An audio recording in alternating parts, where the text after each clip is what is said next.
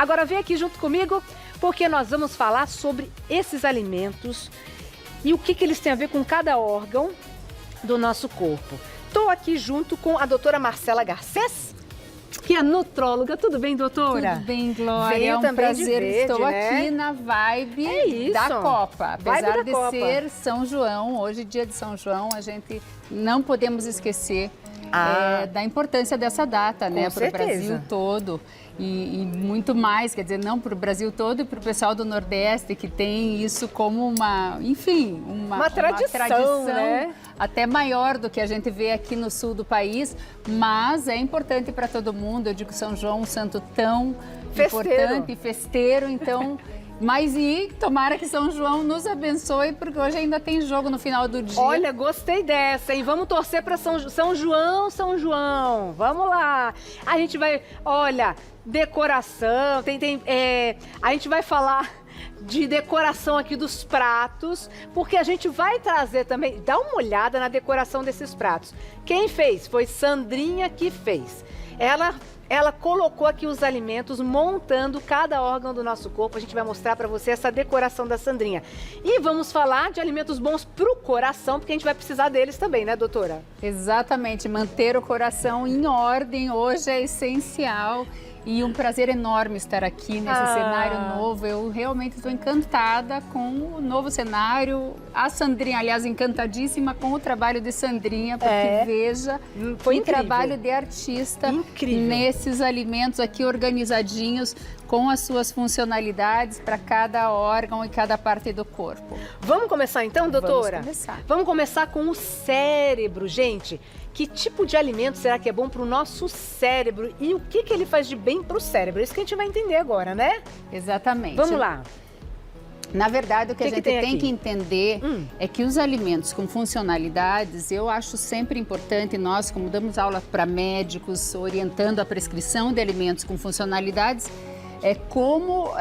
colocar isso na dieta, na orientação alimentar dos nossos pacientes.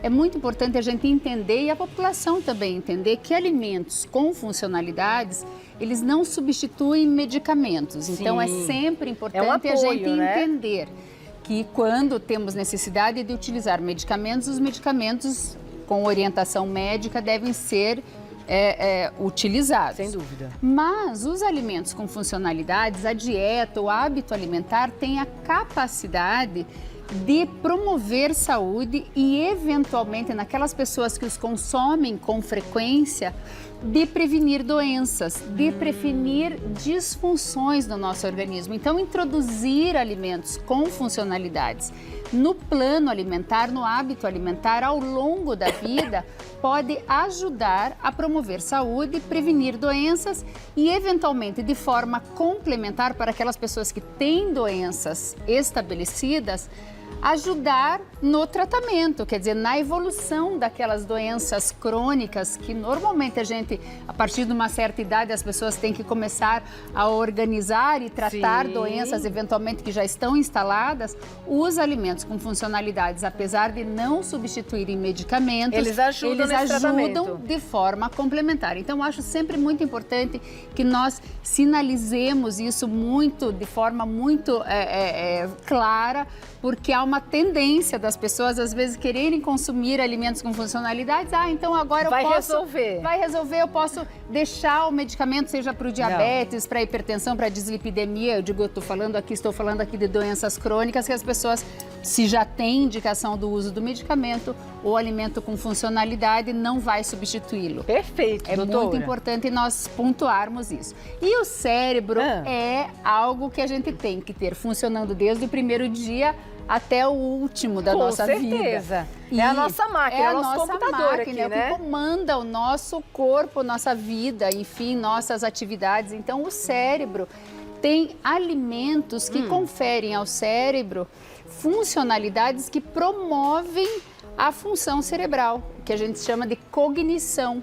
Então, eu digo, e o cérebro, o sistema nervoso tem a questão cognitiva, que é o funcionamento dos neurônios, e tem também, no cérebro, que acontece numa área do cérebro chamada sistema límbico que acontecem as emoções. E nós sabemos... Olha, doutora, olha o cérebro que a Sandrinha montou aqui pra gente. Fantástica. Colocou que tem aqui, doutora? Um cérebro com alimentos que trazem funcionalidade. Primeiro, nós temos aqui alimentos estimulantes do cérebro. Temos aqui o chocolate. O chocolate, é importante que a gente saiba que o chocolate, para ter funcionalidades, o chocolate é riquíssimo em substâncias estimulantes do cérebro. O mais amargo, né, principalmente. Exatamente. Então, quando nós consumimos o chocolate na forma de chocolate sólido, é importante sempre fazer boas escolhas. Então, eu dou uma dica para as pessoas saberem, eu compro 50%, 60%, 70%. Normalmente, os chocolates acima de 70% de cacau são aqueles que têm mais funcionalidades. Mas a principal dica é você comprar um chocolate que tenha. Você vai olhar na parte posterior da embalagem e ver se o primeiro item tem uma listinha de ingredientes pequenininha. Se o primeiro item da lista de ingredientes for cacau, esse chocolate, mesmo que contenha açúcar, ele é funcional. Se o primeiro item não for cacau, será obrigatoriamente açúcar. E se for açúcar, você pega esse chocolate e deixa ele lá na prateleira onde você encontrou, porque ele não vai ter as mesmas funcionalidades do chocolate que tem mais cacau. Muito bom. Mas a outra dica bem interessante com relação ao chocolate é que tem aqui em cima desse chocolate sólido um pó de cacau puro, cacau 100%. E o cacau 100% é a garantia de nós estarmos consumindo exatamente só aquilo que faz bem no chocolate, que é o cacau. Perfeito. Então, o cacau nós podemos fazer todas as preparações de bolos, doces, etc. E consumir uma colherinha de cacau em pó, 3 gramas, uma colherinha de café, no café preto. Que fica uma delícia. Fica uma delícia, ele dá um gostinho de cacau, de chocolate, leve, suave. E realmente traz as funcionalidades dos polifenóis do cacau ainda no café pela manhã. Por exemplo, a pessoa que toma um café preto, coloca ali uma colherinha de cacau. De cacau e ajuda. Aqui nós temos chá verde e chá mate. Esses são poderosos, Esses são poderosíssimos, riquíssimos em substâncias estimulantes como cafeína. E antioxidantes, tanto o chá verde como o chá mate. Eu digo aqui, trouxe o chá verde e o chá mate tanto na forma rasurada, que é aquilo que tem dentro dos saquinhos de chá, como na forma de pozinho, que é o que se usa no sul para tomar chimarrão. Esses dois, quando nós falamos em cérebro, eles têm a funcionalidade de ser estimulantes do cérebro, porque tem cafeína e tem antioxidantes muito, muito importantes para a função cerebral. Aquelas pessoas que não consomem, não gostam de chá verde ou chá mate, é interessante saber que o café também é rico em cafeína e antioxidantes, desde que seja consumido o café imediatamente após o preparo. O café é uma bebida absolutamente funcional, mas deve ser consumida imediatamente após o preparo, coado, e imediatamente 20 minutos depois, no máximo, de ser consumido, que ele também terá antioxidantes parecidos e cafeína que ajudam na função cerebral, no raciocínio, no ânimo, na melhora enfim, eu digo, as pessoas que têm uma tendência a estar mais desanimadas pela manhã, etc., tanto o chá verde como o chimarrão e também o café são interessantes para essa finalidade. Doutora, ajudam na concentração. Ajudam na concentração, super, super. Boa. Aqui nós temos frutas vermelhas, tanto o mirtilo como a framboesa, as amoras. Isso são amoras, mas as framboesas. E eu digo, isso aqui... São aquelas amoronas, né? Aquelas grandonas. Amoras enormes, lindas. As frutas vermelhas são aquelas que a gente encontra na literatura científica mais respaldo de serem aquelas que têm baixo índice glicêmico, portanto, elas têm um impacto na questão dos níveis de açúcar no sangue muito baixo. Mas, como essas frutas vermelhas são frutas mais próprias do hemisfério norte e lá se produz mais ciência, quer dizer, a gente tem mais literatura com relação a essas frutas, nós obtemos os trabalhos científicos demonstrando que elas têm polifenóis que fazem bem para o cérebro dessas frutas, tipo mirtilo, amoras, framboesas, mas os morangos, o açaí, a pitanga, que são frutas que são de fácil acesso aqui no Brasil, tem também esses antioxidantes. Então é importante que a gente saiba que as frutas vermelhas, inclusive morangos, pitanga e açaí, podem trazer os mesmos benefícios de melhora de função cerebral. Doutora, tem uma pergunta do pessoal de casa falando sobre cérebro. Cérebro. Vamos lá? Vamos lá. Ver, que pergunta é essa? Após a Covid, sinto que a minha memória não é mais a mesma. Através da alimentação, consigo recuperar isso, doutora? É a Fernanda de Santo André que pergunta. Bom, a alimentação ajuda como uma estratégia complementar. Logicamente, se tiver um declínio cognitivo, nós temos que ter outros mecanismos, outro tipo de tratamento. Mas os alimentos, sim, a alimentação, o hábito alimentar, a prática de atividade física moderada e o sono, principalmente quando nós pensamos em memória, não adianta colocar todas as fichas, todas as esperanças só no hábito alimentar. O estilo de vida como um todo impacta na memória. Então, a alimentação, a prática de atividade física moderada e principalmente bons hábitos de sono. O sono está intimamente ligado com a memória. Que então, é quando consolida a memória, né? Quando consolida a memória. Então a gente cria novas memórias ao longo do dia e durante o sono é que o cérebro se reorganiza para consolidar essas memórias. Consumir alimentos que façam bem para o cérebro é essencial. E digo mais, se tiver que escolher apenas um, neste quesito memória, você deve escolher alimentos que são ricos em ômega 3. E quais são eles? Quando a gente pensa em sementes oleaginosas, as que mais têm ômega 3 são as nozes. As nozes estão aqui.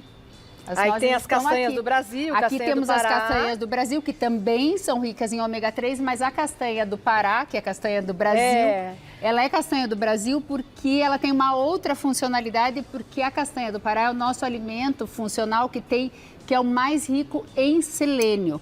Perfeito. 2 castanhas do Pará ao dia já é suficiente para nos dar o nível necessário de selênio, que é um mineral importantíssimo para sintetizarmos uma enzima antioxidante chamada glutationa. E a glutationa, o corpo só vai conseguir fazer se tiver selênio. E ela é um super antioxidante do cérebro. E a castanha do Pará tem ácidos graxos do tipo ômega 3, assim como as nozes. Então, castanhas, nozes, peixes de água fria são as principais fontes de ácidos graxos do tipo ômega 3 alimentar. Já entendemos, então, o que é bom para nossa memória. Vamos para o próximo aqui, que é o nosso coração, doutora? O coração que hoje tem que estar... Coração hoje, gente, se prepara. Hoje é dia de jogo. Coração tem que estar como? Tem que estar firme e forte para a gente aguentar o haja coração naqueles Jogos do Brasil. Quando pensamos, enfim, quando pensamos em coração, pensamos na circulação e pensamos em colesteróis, né? O colesterol, triglicerídeos, etc. Então, aqui nós temos alguns alimentos que trazem muito benefício para o coração. Primeiro, as fibras que impedem que nós tenha fibras aqui, como no caso a aveia, né? Que impede que haja uma grande absorção de gorduras ingeridas e melhora o perfil lipídico já por si só, porque melhora essa questão de não competir com a absorção de colesterol ingerido. Boa. As sementes oleaginosas, que aqui temos uma leguminosa que é o amendoim, mas aqui também as amêndoas, as nozes, as castanhas também se incluem nessa categoria, são aquelas que trazem gorduras boas e isso faz impacto positivo no perfil lipídico, que é justamente nos níveis de colesterol sanguíneo. Então, se nós consumirmos um pouquinho, não adianta a gente... Gente, não é aquele saquinho cheio lá de castanha de amendoim, isso aqui não é pipoca, não é? Exatamente. Então, qual é a quantidade? Importante a gente falar para a população, qual é a quantidade que eu devo consumir ao dia de castanhas ou sementes oleaginosas? É um punhadinho fechado. Punhadinho fechado, não é aquele punhadão com as duas mãos abertas. Então, é o equivalente a umas 6 nozes, umas 12 amêndoas, 2 castanhas do Pará. Então bom. É pouquinho, é um punhadinho, mas se tiver o hábito de comer essas castanhas oleaginosas todos os dias, isso terá um perfil Benefício. um benefício no perfil lipídico, ajudando a ter esses ácidos graxos que são super benéficos ainda, os antioxidantes, e vai ajudar na saúde do coração. Aqui nós temos também goiaba, que é a goiaba vermelha. Vermelha, que é rica em carotenoides, que são antioxidantes. A uva escura, as uvas escuras são riquíssimas em resveratrol, que a gente conhece, o resveratrol praticamente todo mundo já ouviu falar, que é um antioxidante cardioprotetor extremamente importante para quem tem pressão alta, também alterações de colesterol, que são as principais causas de desfechos de risco cardiovascular. Então as uvas vermelhinhas, as uvas vermelhas, são escuras, muito boas. roxas, o suco de uva Suco também de tem uva. resveratrol. O próprio chocolate tem a segunda maior fonte de resveratrol. E aqui nós temos a beterraba. A beterraba também entrou no foco da comunidade científica há pouco tempo atrás, porque ela é um super alimento que tem um antioxidante chamado betalaína e, além disso, ela tem nitritos naturais que aumentam a liberação de uma substância chamada óxido nítrico, que relaxa a parede dos vasos, ajudando não só na performance da atividade física, tanto que se usa a beterraba como pré-treino, mas para as pessoas com risco cardiovascular, ela tem este benefício. Que além maravilha. da betalaína, que é super antioxidante, cardioprotetora, tem também esta possibilidade de aumentar a liberação de óxido nítrico, que aumenta o diâmetro dos vasos sanguíneos e faz com que a circulação fique mais fácil. Então, muito interessante para reduzir risco cardiovascular. Doutora? E a goiaba vermelha, como os frutos vermelhos, que tem efeito antioxidante por conta dos carotenoides. Qual é o pior alimento para o coração? O pior alimento para o coração certamente são as gorduras e principalmente as gorduras modificadas, as gorduras saturadas, presentes nas carnes vermelhas, etc. Principalmente se essas carnes vermelhas forem carnes processadas, então a gente tem ali uma gordura que já está pronta na forma de colesterol. Mas as frituras de imersão, mesmo feitas em óleo vegetal, elas também têm impacto negativo.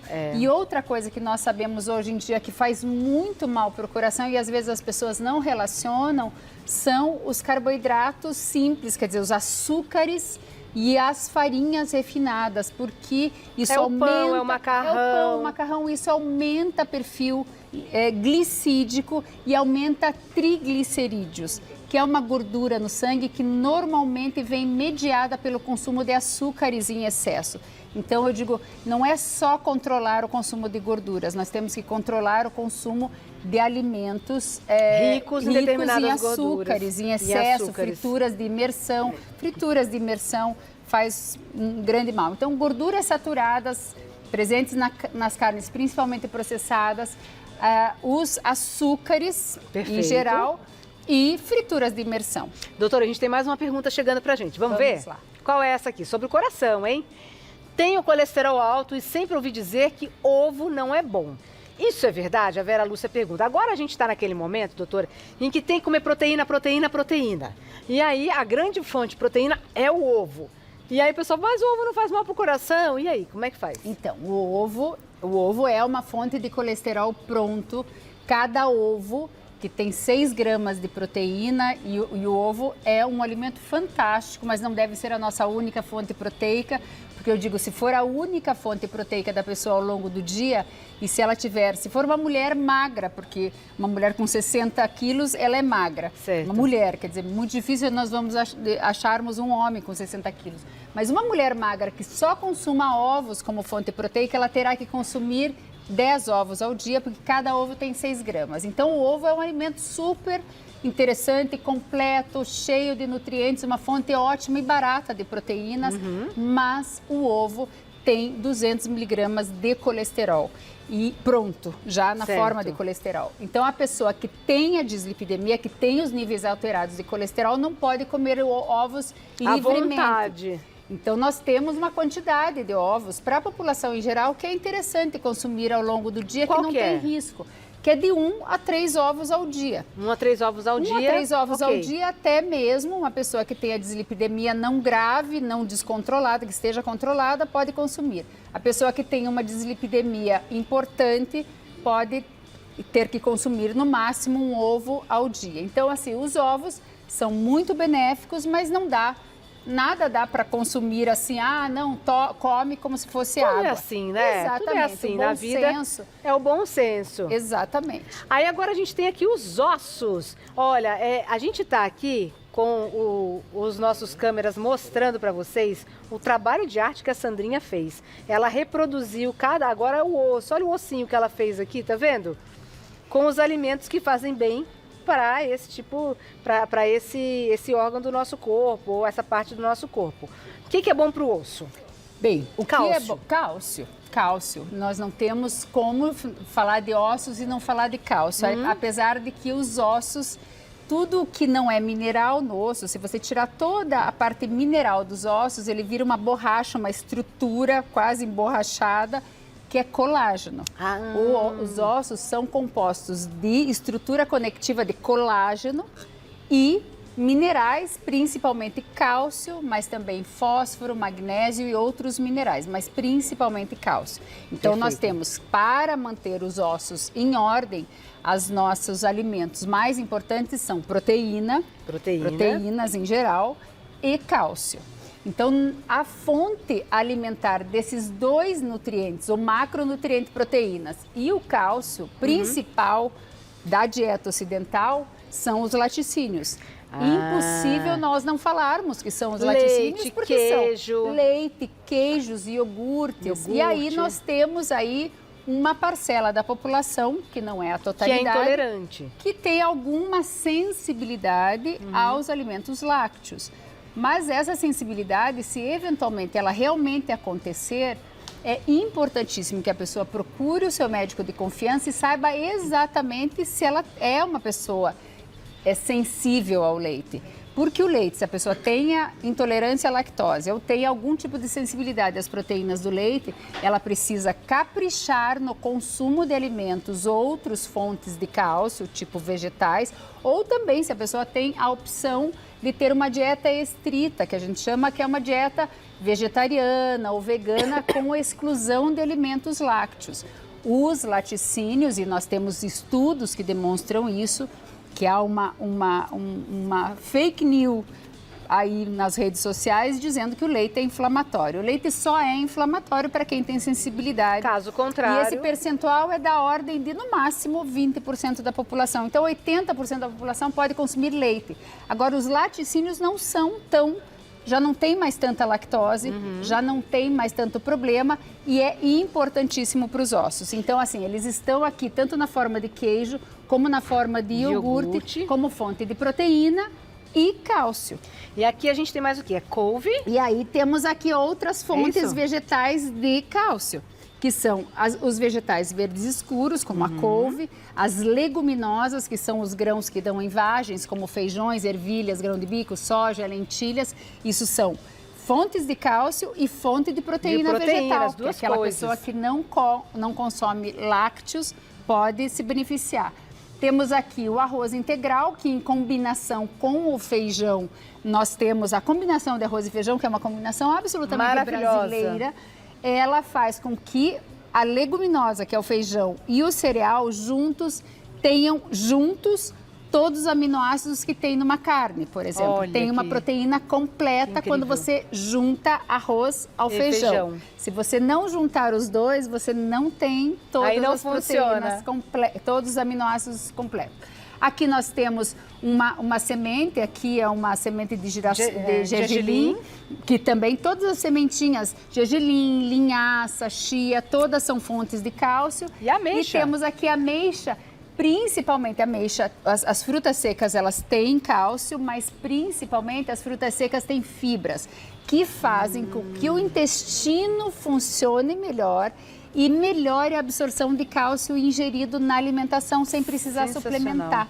E é importantíssimo que quando a gente fala em suplementação de cálcio, porque além do cálcio, outro nutriente é extremamente importante para os ossos, é a vitamina D. Certo. É extremamente importante a vitamina D estar em bons níveis no organismo para que o cálcio vá para os ossos. Vitamina D que a gente produz quando pega sol. Quando toma sol, mas também quando consome alguns alimentos que têm gorduras de origem animal, como peixes gordurosos, enfim. E quando a pessoa tem níveis mais baixos, isso deve ser diagnosticado através de exame pedido pelo seu médico, e muitas vezes a pessoa tem necessidade de suplementar, porque é importante ter bons níveis de vitamina C, vitamina D circulando para que o cálcio que a pessoa consuma na forma de alimento vá para os ossos. Maravilha! Vamos para o nosso intestino? Vamos para o intestino. Falamos aqui de fibras, aí já chegamos no intestino. Olha esse intestino que a Sandrinha montou. Maravilhoso. Olha, só com os alimentos a Sandrinha montou. A Sandrinha hoje baixou assim a artista plástica aqui e ela fez essa montagem pra gente que ficou lindíssima. A gente tá aqui encantado com ela. Exatamente. Então, quando pensamos em intestino, Glória, logicamente, o primeiro composto bioativo alimentar que nós pensamos para a saúde intestinal são as fibras, as fibras alimentares. Então, aquilo, quando você pensa, o que eu vou incluir na minha alimentação que faça bem para o intestino? Fibras, sejam eles farelos, sementes, frutas, vegetais, inclusive vegetais folhosos, as folhas, etc. Mas é importante que a gente saiba também, eu digo como dica para a população, é que fibras alimentares precisam, para que o intestino funcione adequadamente, para que ela não constipe, para que ela não prenda o intestino, para aquelas pessoas que consomem fibras suplementares, quer dizer, ainda colocam mais na alimentação, além daquilo que está nos alimentos, que ela consuma uma quantidade adequada de água. Porque então, a fibra precisa. Vou até colocar, eu tenho meu copinho de água aqui, ó. Temos aqui o copinho então, de água. Então não adianta só, ó. Exatamente. Aqui. Fibras hidratadas com água. Fibra com água. Eu digo para os meus pacientes, eu digo sempre que te oferecerem água, tome água. Eu tomo água o programa inteiro, doutora. Faz um bem danado para o organismo como um todo, e o intestino precisa de fibras, de água e horário para ir ao banheiro, para ele funcionar adequadamente. Direitinho, né? Direitinho. Aí aqui a gente tem algumas frutas que são mamão. Riquíssima em fibras. Em fibra.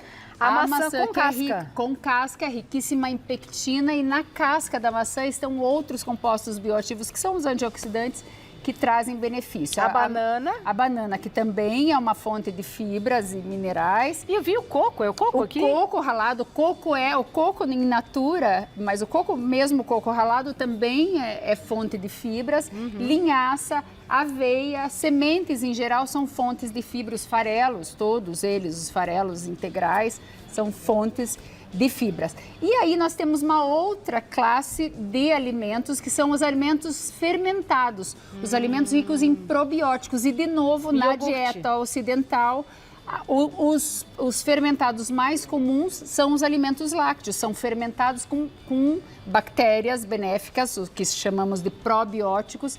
E os alimentos fermentados, os probióticos são adicionados aqui na dieta ocidental, principalmente nos alimentos lácteos, nos iogurtes fermentados, no leite fermentado. Logicamente que as pessoas têm hoje cada vez mais escolhas daqueles que têm menos açúcar, que têm uma composição mais simples, que eu digo assim, só o leite e o fermento lácteo e eventualmente um probiótico adicionado, não muitos ingredientes para ter as funcionalidades presentes.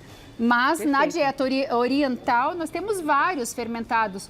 O próprio, assim, tem aqueles miso, kimchi e vários fermentados da dieta oriental, mas os picles também são fermentados, para quem tem o hábito, o chucrute, exatamente. Que é alemão, o chucrute, né? O pepino azedo, o repolho, que você faça em casa, aquela fermentação, a própria coalhada feita em casa. Maravilhosa. Maravilhosa, faz um bem grande para o intestino. Quer dizer, o intestino se beneficia de pré-bióticos, que são as fibras, e probióticos que ajudam na nossa microbiota. Nós sabemos o quanto os pré-bióticos e probióticos são benéficos para a saúde do intestino, para melhorar perfil inflamatório, para a imunidade. Então, o intestino, hoje em dia, e esse é um órgão que a gente estuda em pesquisas, estudos dos impactos do intestino, não só na saúde intestinal, mas no organismo como um todo. Nós sabemos hoje que o intestino faz eixo com o cérebro, que é muito bem descrito, o intestino e cérebro, chama o intestino de segundo cérebro, né? Por Tem conta essa história. disso, mas o intestino impacta na saúde da pele, na saúde do coração, na saúde dos ossos, então é tudo que entra no nosso corpo, que vai fazer benefício no organismo como um todo, entrou geralmente pela nossa boca e passa pelo intestino. A gente tem uma pergunta sobre o intestino. Vamos lá. ver? O que o pessoal escreveu pra gente?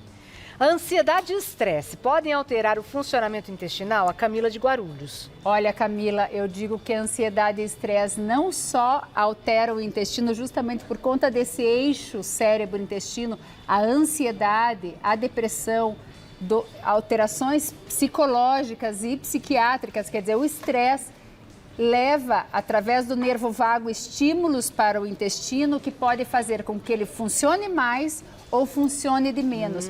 E também o intestino em desequilíbrio, seja um intestino que não está funcionando bem, seja ou de mais ou de menos, também pode ser o gatilho que desencadeia alterações de ordem emocional. Olha só. O intestino não funcionando bem pode ser a causa de uma ansiedade, de um estresse, de um mau humor, que é aquela coisa que a gente diz que a pessoa... A enfesada, não é isso? A coisa da pessoa estar enfesada, irritada porque o intestino não está funcionando adequadamente. Não Interessante, doutora.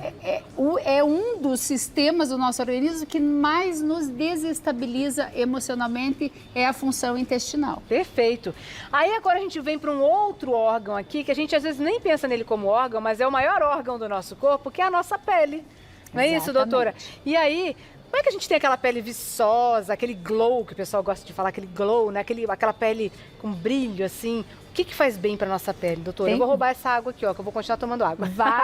Vários alimentos, deixa eu deixar aqui essa água para não atrapalhar. Vários alimentos trazem benefícios para a pele e vários alimentos trazem malefícios para a pele. É importantíssimo as pessoas saberem disso.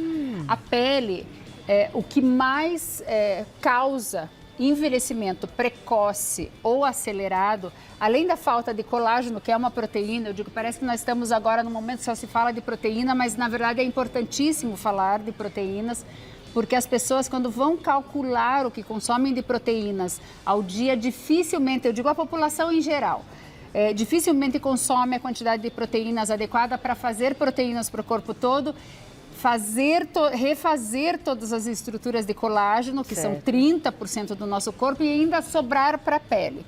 Então, é importante consumir proteínas. Mas, além disso, é importantíssimo consumir alimentos que têm efeito fotoprotetor oral. E isso é possível. Como assim? Alimentos que aumentam o que a gente chama de dose eritematosa mínima, que é a quantidade de sol suficiente para a sua pele ficar vermelha. Existem alimentos que são ricos em substâncias e em antioxidantes que ajudam a nossa pele a resistir ao sol. Então, aquelas pessoas que trabalham ao ar livre, as pessoas que fazem esporte ao ar livre, que ficam sofrendo na pele impactos da radiação ultravioleta, de poluição, etc., precisam não só usar um filtro solar, mas consumir alimentos ricos nesses antioxidantes. Que seriam esses alimentos? Que estão presentes nas frutas vermelhas, nas frutas... do caroteno? O caroteno, mas não só os carotenoides, mas os polifenóis presentes nas frutas, como morangos, ameixa e os carotenoides presentes no tomate, que é rico em licopeno, na goiaba, que é rica também em beta-caroteno, mas a cenoura, o mamão, o pimentão, tem carotenoides, tem beta-caroteno, importantes para fotoproteção oral.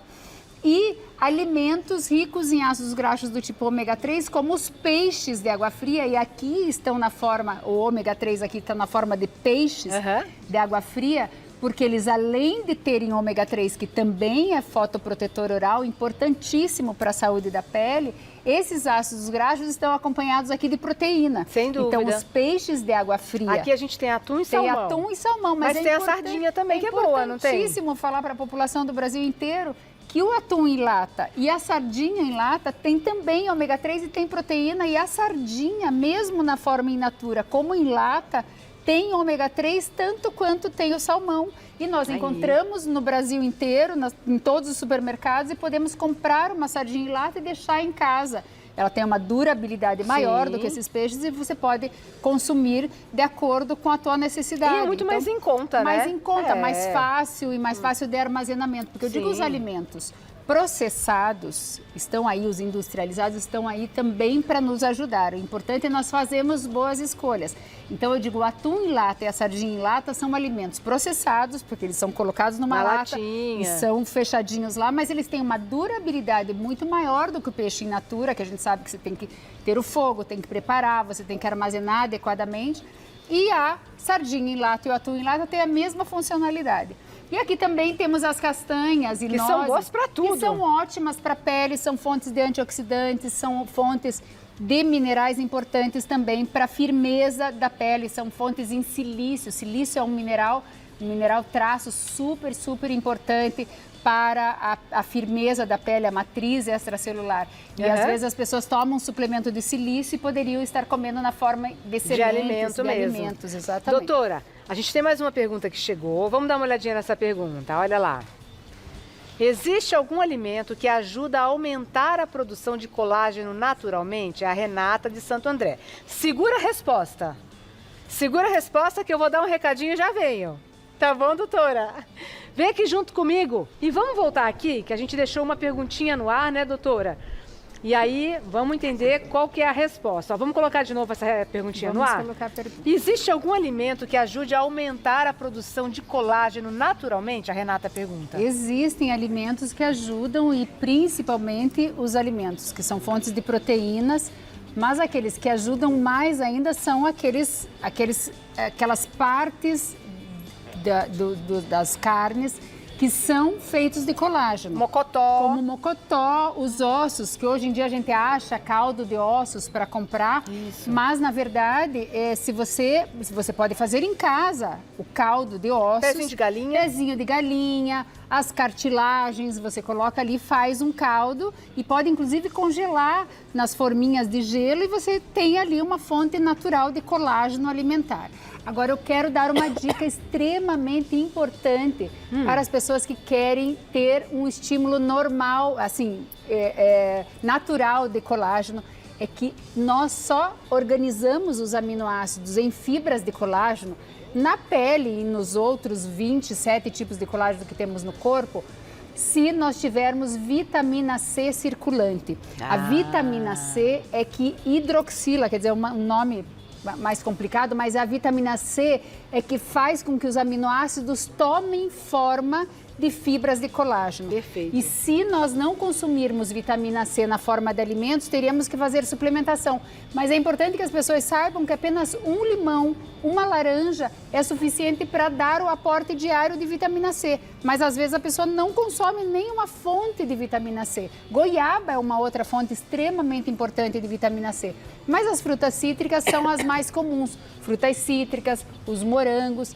As frutas cítricas, um limão por dia, uma laranja ao dia, já garante a quantidade de vitamina C necessária para garantir que aqueles aminoácidos que nós tomamos na forma, consumimos colágeno. Virem fibras de colágeno. Boa! Chegamos aqui ao nosso fígado, porque sabemos que em dia de jogo muita gente exagera. E olha, coitadinho do fígado, precisa trabalhar muito, né, doutora? Coitadinho do fígado. E aí a coisa do exagero, eu tenho que fazer uma parte com relação à questão do consumo de bebidas alcoólicas. Hoje é quarta-feira, é festa de São João, mas álcool, a gente cada vez mais sabe, a ciência nos mostra que não existe limite seguro para o consumo de álcool. Então, consumam álcool com moderação, existem várias outras opções, matem a sua sede com água, com outros líquidos que não tenham álcool e consumam álcool com muita moderação, com muito critério, porque isso faz mal à saúde e impacta o primeiro órgão impactado pelo consumo excessivo de álcool é o fígado. E o fígado é um órgão único que metaboliza tudo que entra no nosso corpo. É bom que ele também funcione desde o primeiro dia até o último dia da nossa vida. Com certeza, né? Com certeza. Vem pra cá, doutora. O que faz bem? Lá. Pode vir aqui, ó. Posso vir aqui. O que faz bem pro fígado? Bom, o que faz bem pro fígado são alimentos. O fígado é, como eu acabei de falar, o fígado é o órgão que metaboliza tudo no nosso corpo. Então, ele tem várias funções para detoxificar naturalmente. Nós temos enzimas antioxidantes e funções no fígado que ajudam a eliminar as toxinas do nosso corpo. Tanto o fígado como os rins têm essa função natural. Mas existem alimentos que ajudam muito nisso. E os alimentos, a classe de alimentos que mais ajuda na detoxificação natural do nosso corpo são os alimentos da classe das crucíferas. E quais são eles? Crucíferas? As crucíferas são os vegetais onde está lá a couve, que ficou o alimento das crucíferas, que ficou mais famoso por seu efeito detox, entre aspas, e eu digo bem entre aspas porque não existe nem alimento e nem medicamento e nem suplemento que detoxifique o corpo. Existem alimentos que têm nutrientes, que é o caso das crucíferas, que têm compostos bioativos que ajudam o fígado a ter essa função melhorada. O que é mais crucífera além da couve? Crucífera, além da couve, nós temos couve, temos o repolho, temos o rabanete, o brócolis, a couve-flor, a couve de Bruxelas. Então, temos vários alimentos dessa classe das crucíferas, que é interessante que as pessoas consumam com frequência. Pode ser todos os dias, pode ser pelo menos umas 3 vezes por semana. Então, fazer um suco de couve todas as manhãs não é garantia que aquele suco é um suco detox milagroso. Resolveu o meu fígado. E agora eu posso encher a cara durante o jogo. Não, né? Exatamente não. Quer dizer, esses alimentos ajudam com os compostos bioativos, que são compostos sulfurados, a fazer com que o fígado tenha essa capacidade de detoxificar o corpo otimizada. Mas é o fígado que faz isso. Perfeito. E faz naturalmente se a pessoa tiver uma alimentação que inclua esses alimentos. Então não há necessidade de estar na forma de suco. Eu estou vendo aqui o alho. Mas aí, exatamente, o alho é um alimento que tem uma função que é anti-inflamatória. Então, assim, o fígado, ele acumula moléculas e principalmente na forma de gordura, gorduras oxidadas no fígado que aumentam o perfil inflamatório do corpo. Certo. Então, os alimentos que tenham função anti-inflamatória, como funcionalidades anti-inflamatórias, que obviamente, como eu falei lá no começo, não substituem medicamentos, mas ajudam a reduzir o que a gente chama de inflamação subclínica no organismo. Certo. Essa inflamação começa normalmente através de funções hepáticas alteradas.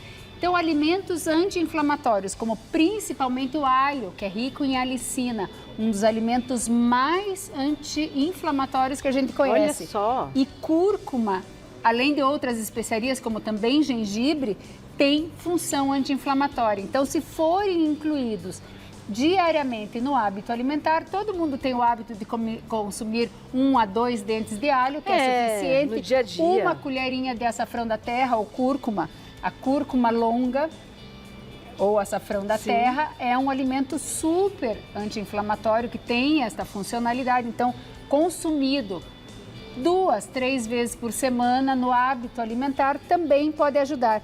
E aqui nós temos a vitamina C mais uma vez, que é o nosso principal antioxidante de compartimento hidrofílico daquilo no corpo que é baseado em água. 70% do nosso corpo é feito de água. Vitamina C, além de ajudar na produção de colágeno, quer dizer, ser essencial para a produção, para a síntese de fibras de colágeno, a vitamina C também é antioxidante e também ajuda o fígado a ter as suas funções otimizadas de eliminar toxinas. Doutora, vai que eu começo então a fazer uma dieta assim bem bacana para melhorar o meu fígado. Em quanto tempo mais ou menos eu começo a ter essa melhora com a alimentação? Com a alimentação, na verdade, o fígado é um órgão que tem respostas lentas quando a gente intervém em termos de alimentação. E, logicamente, não é só incluir esses alimentos. É diferente do intestino, por exemplo, que a gente percebe muito rápido. Se você melhorar a sua alimentação, realmente virar a chave, passar a consumir mais fibras, alimentos fermentados, etc., probióticos, você consegue já observar no dia seguinte e vai melhorando. O fígado não.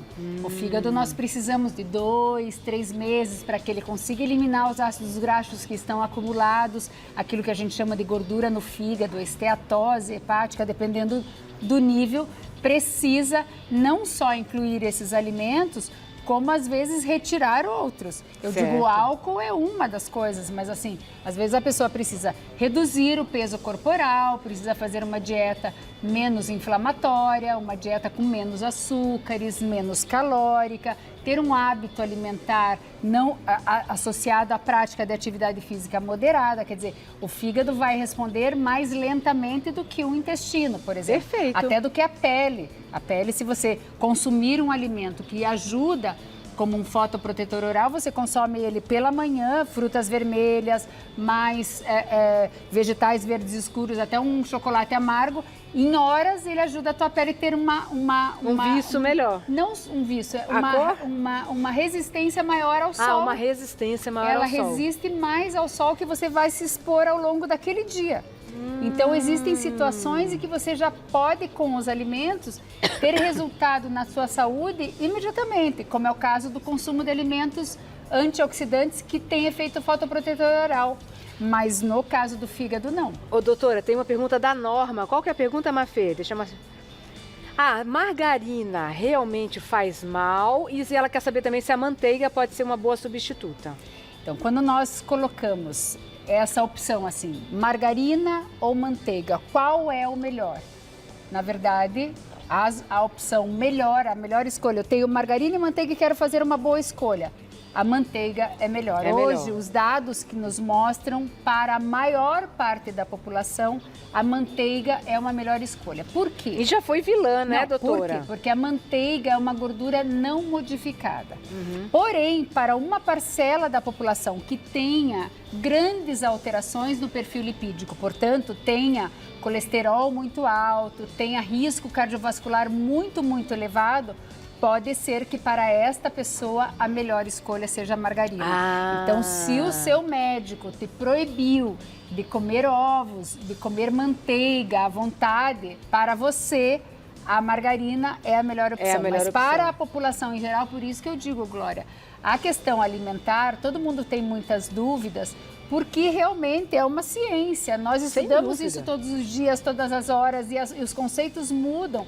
É aquela história, hoje pode o ovo, amanhã não pode mais. Ah, o E café é vilão, o agora chocolate pode é o vilão. café e não pode o café. É. Então, mas, na verdade, o que faz a diferença é a individualidade bioquímica de cada pessoa.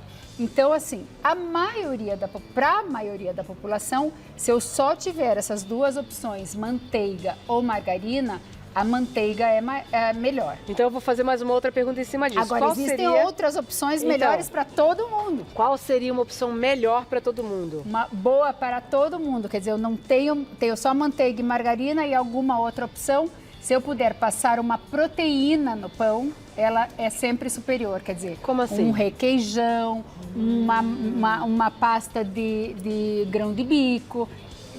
As leguminosas, que são todos os grãos que dão em vagens, como feijões, ervilhas, grão de bico, soja, lentilhas, são as nossas principais fontes de proteína vegetal. E se você consumir uma pasta de soja, uma pasta de grão de bico nos pães, nos biscoitos, ao invés de colocar uma manteiga, é uma opção muito melhor. Um requeijão Amei. cremoso, um queijinho branco é melhor. Mas quando a gente fala em gordura, não, eu quero colocar uma gordurinha no meu pão, estou lá num restaurante ou mesmo em casa, fazendo um aperitivo ou um lanche, azeite de oliva. Maravilhoso. Este faz bem para todo mundo. Esse é bom para Esse geral. é bom para 100% da população. Se eu tiver manteiga, margarina e um frasquinho de azeite de oliva, coloca uma ervazinha, uma especiaria no azeite de oliva ou ele mesmo sozinho em cima do pão, fica uma delícia. Um azeitinho balsâmico, você come ele com o pão e mata a vontade de resolvido. colocar alguma coisinha no seu pão. E seja amanhã, gordura. doutora, a gente vai ter uma pauta aqui falando sobre azeite. Como escolher um bom azeite, o que muda de um azeite para o outro, a harmonização, como é que a gente combina. Que se pode ou não usar para cozinhar, que eu já vou dar o Isso. spoiler que sim.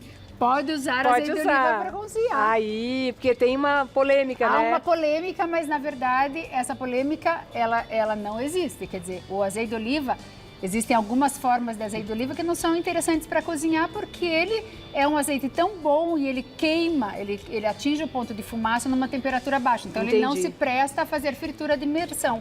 Mas cozinhar, assim, refogar alimentos, usar para assar, etc. A gente sabe que o calor não muda o azeite de oliva. Obrigada, doutora. Imagina, como é que a gente te encontra nas redes? Eu estou nas redes sociais, no Instagram, tenho lá uma atividade, eu sou diretora da Sociedade, da Associação Brasileira de Nutrologia, professora, então tenho uma atividade trazendo a nutrologia como conceito, todos os dias, normalmente com vídeo lá no Instagram. Obrigada. Então, estamos lá no perfil, no meu perfil no Instagram, que eu acho que deve estar passando aí. Eu te agradeço muito o convite, doutora. sempre um prazer estar aqui. Que hoje nós tenhamos um ótimo São João e principalmente sorte no jogo para todos nós, né? É isso. Obrigada, doutora. Obrigada. E